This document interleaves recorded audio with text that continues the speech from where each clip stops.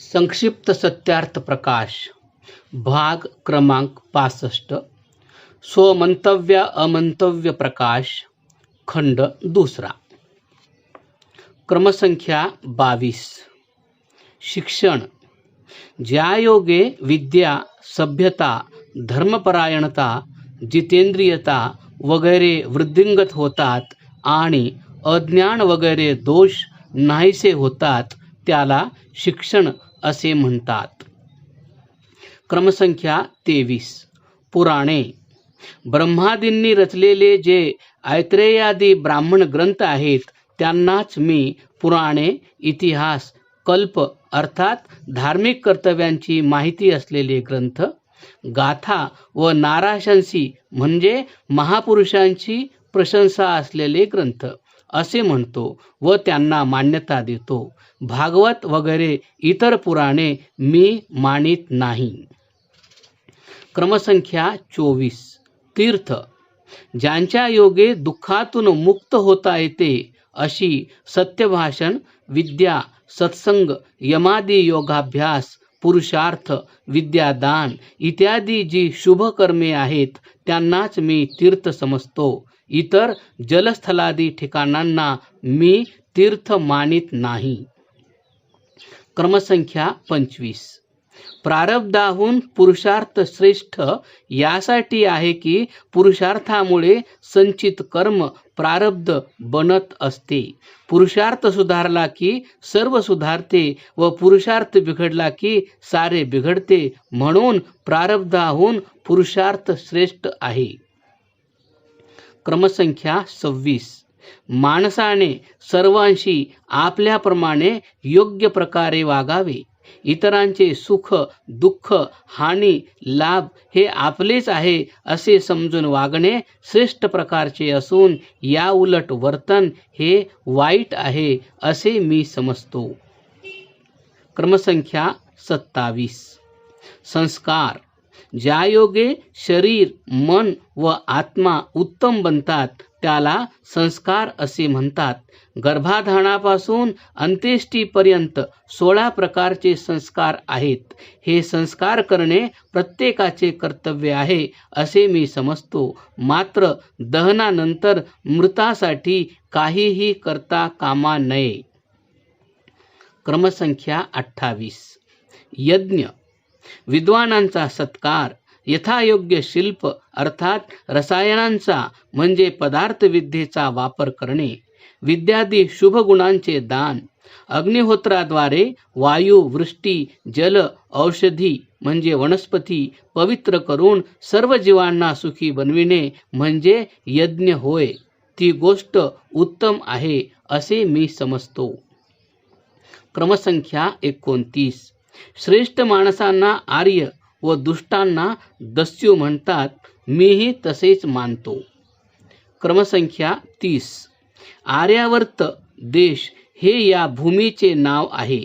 कारण सृष्टीच्या प्रारंभापासून आर्य लोक राहत आले आहेत. मात्र याच्या चतुःसीमा उत्तरेस हिमालय, दक्षिणेस विंध्याचल, पश्चिमेस अटक व पूर्वेस ब्रह्मपुत्रा नदी अशा आहेत. या चतुःसीमेत असणाऱ्या देशाला आर्यावर्त असे म्हणतात आणि जे लोक या प्रदेशात पूर्वीपासून राहत आले आहेत त्यांनाही आर्य असे म्हणतात. क्रमसंख्या 31 आचार्य सांगोपांग वेदविद्यांचा जो अध्यापक सत्याचाराचे ग्रहण व मिथ्याचाराचा त्याग करवितो त्याला आचार्य असे म्हणतात. क्रमसंख्या 32 शिष्य जो सत्य शिक्षण व विद्या यांचे ग्रहण करण्यास योग्य धर्मात्मा विद्याभ्यासाची इच्छा बाळगणारा व आचार्याच्या मनाप्रमाणे वागणारा असतो त्याला शिष्य असे म्हणतात. क्रमसंख्या 33 गुरु माता पिता यांना आणि जो सत्याचे ग्रहण व असत्याचा त्याग करवितो त्यालाही गुरु असे म्हणतात. क्रमसंख्या 34 पुरोहित जो यजमानाचा हितकर्ता व सत्याचा उपदेश करणारा असतो त्याला पुरोहित असे म्हणतात. क्रमसंख्या 35. उपाध्याय जो वेदांचा एक भाग किंवा अंगे शिकवितो त्याला उपाध्याय असे म्हणतात. क्रमसंख्या 36. शिष्टाचार धर्माचरणपूर्वक ब्रह्मचारी राहून विद्याध्ययन करणे, प्रत्यक्षादी प्रमाणांच्या आधारे सत्यासत्याचा निर्णय करून सत्याचे ग्रहण व असत्याचा त्याग करणे हाच शिष्टाचार होय. त्याचे पालन करणाऱ्याला शिष्ट अर्थात सभ्य असे म्हणतात. क्रमसंख्या 37.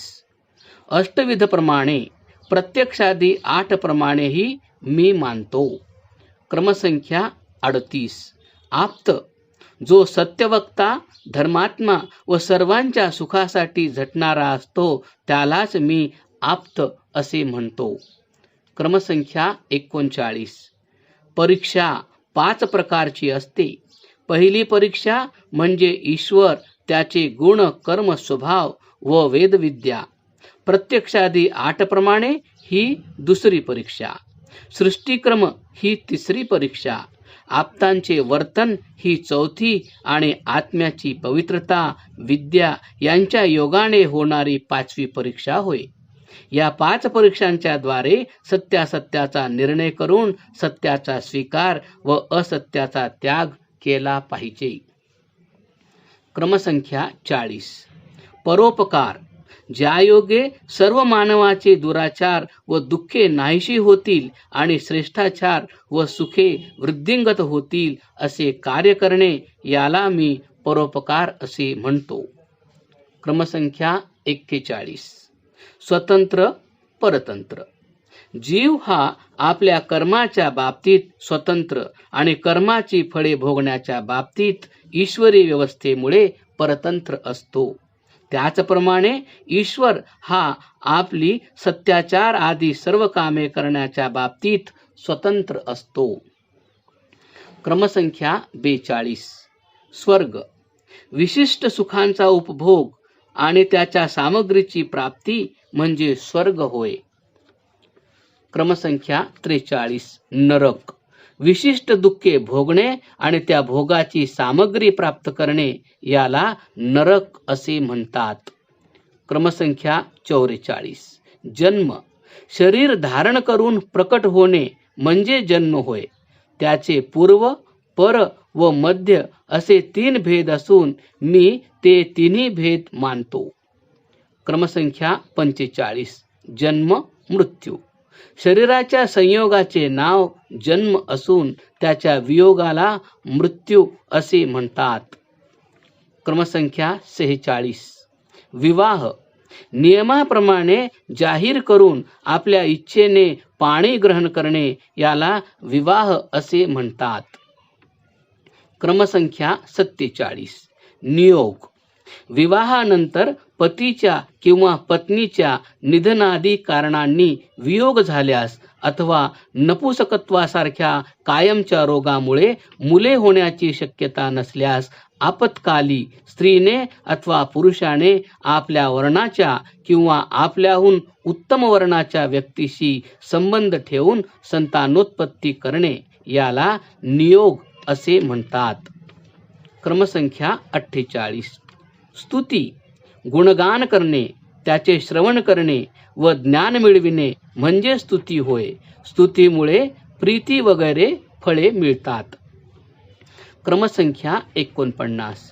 प्रार्थना आपल्या सामर्थ्याची पराकाष्ठा केल्यानंतर ईश्वराकडून जी विज्ञानादी वगैरे प्राप्त होतात त्यांच्यासाठी ईश्वराकडे याचना करणे म्हणजे प्रार्थना होय. प्रार्थनेपासून निरभिमानता वगैरे फळे मिळतात. क्रमसंख्या 50. उपासना जसे ईश्वराचे गुण, कर्म, स्वभाव पवित्र आहेत तसे आपले बनविणे. ईश्वराला सर्वव्यापक व स्वतःला व्याप्य समजून आपण ईश्वराजवळ आहोत व ईश्वर आपल्या जवळ आहे असा निश्चय योगाभ्यासाद्वारे समजून आपण प्रत्यक्षतः करणे याला उपासना असे म्हणतात. ज्ञानोन्नती वगैरे ही उपासनेची फळे आहेत. क्रमसंख्या 51. सगुण निर्गुण स्तुती प्रार्थनोपासना. जे जे गुण परमेश्वरात आहेत त्या गुणांनी तो युक्त आहे आणि जे जे गुण त्याच्यात नाहीत त्यांच्यापासून तो दूर आहे असे समजून त्याची प्रशंसा करणे याला सगुण निर्गुण स्तुती असे म्हणतात. शुभगुणांच्या प्राप्तीची इच्छा ईश्वराकडून बाळगणे आणि दोषांपासून मुक्त होण्याच्या कामी परमात्म्याचे साह्य मागणे ही सगुण निर्गुण प्रार्थना होय. परमेश्वर हा सर्व गुणांनी युक्त व सर्व दोषांपासून मुक्त आहे हे ओळखून आपल्या आत्म्याला परमेश्वर व त्याची आज्ञा यांच्या स्वाधीन समर्पित करणे ही सगुण निर्गुणोपासना होय. माझे हे स्वसिद्धांत मी संक्षेपाने नमूद केले आहेत. त्यांचे सविस्तर विवेचन या सत्यार्थ प्रकाश ग्रंथाच्या वेगवेगळ्या प्रकरणांत आलेले आहे. तसेच ऋग्वेदादी भाष्य भूमिका वगैरे ग्रंथामध्येही ते आहे. अर्थात जी जी गोष्ट सर्वांच्या दृष्टीने माननीय आहे ती मीही मानतो. उदाहरणार्थ खरे बोलणे चांगले असते अशा प्रकारचे सिद्धांत मी स्वीकारतो. मतमतांतरांची जी एकमेकांविरुद्ध भांडणे आहेत ती मला पसंत नाहीत, कारण या मतपंथीयांनी आपापल्या मताचा प्रचार करून सर्वांमध्ये एकमत स्थापन करणे, एकमेकांविषयीचा द्वेष नाहीसा करून त्यांच्यात प्रेम निर्माण करणे आणि सर्वांना सर्वांकडून सुखाची प्राप्ती व्हावी यासाठी प्रयत्न करणे हा माझा हेतू आहे.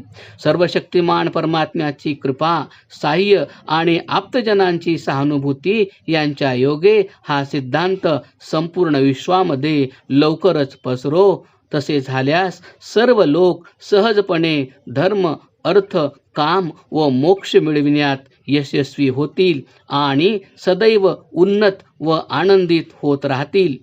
तसे घडावे हाच माझा मुख्य उद्देश आहे. अलमती विस्तरेण बुद्धिमद्वर्येषु. ओम शन्नो मित्रः शं वरुणः शन्नो भवत्वर्यमा शन्न इंद्रो बृहस्पतिः शन्नो विष्णुरुक्रम. नमो ब्रह्मणे नमस्ते वायो त्वमेव प्रत्यक्षं ब्रह्मासि त्वामेव प्रत्यक्षं ब्रह्मवादिशं ऋतं वादिशं सत्यं वादिशं तन्मामावित् तद्वक्तारम् आवित् आविन्माम् आविद्वक्तारम्. ओम शांती शांती शांती. या प्रकारे श्रीमद परमहंस परिव्राजक आचार्य परमविदुषी श्री विरजानंद सरस्वती स्वामींचे शिष्य श्रीमद दयानंद सरस्वती स्वामी रचित स्वमंतव्य सिद्धांत प्रमाणयुक्त सुभाषा विभूषित सत्यार्थ प्रकाश ग्रंथ समाप्त.